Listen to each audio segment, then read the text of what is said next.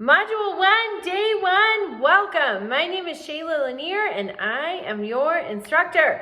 So this week we look at why we study history. And if you're watching the news, history is back in the news. President Donald Trump is going to release, we hope, some records regarding some assassinations from the 1960s. President Kennedy, his brother, Robert Kennedy, Martin Luther King, might even learn something about Malcolm X. All were assassinated in the 1960s.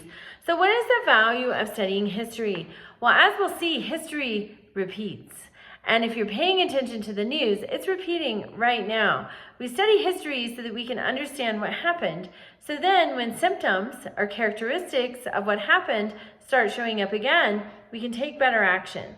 We have to understand what happened, how we handled it, what might have happened differently to provide a better outcome. Had Kamala Harris had a historian on her campaign team, she might be the president.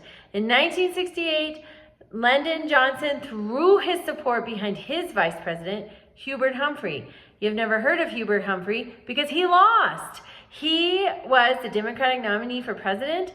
President Johnson did not decide until after the primary season to throw his support behind his vice president, to not continue his campaign. Voters don't like that. We want to pick our own candidates.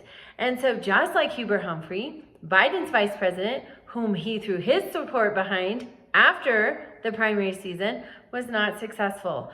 So that's an important lesson from history. Whereas Grover Cleveland in the late 1800s had 2 non-consecutive terms as president.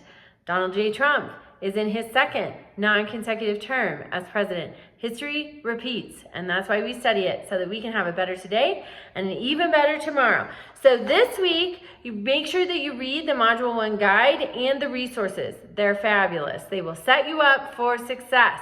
Make sure you participate in the Module 1 discussion. That's my favorite because I get to meet each of you, learn something about you. Then you're going to do the Module 1 short paper.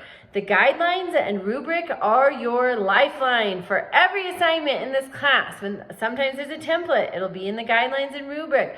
Also in the guidelines and rubric, step-by-step instructions for how to do your assignment and what to submit. Definitely a pathway to success.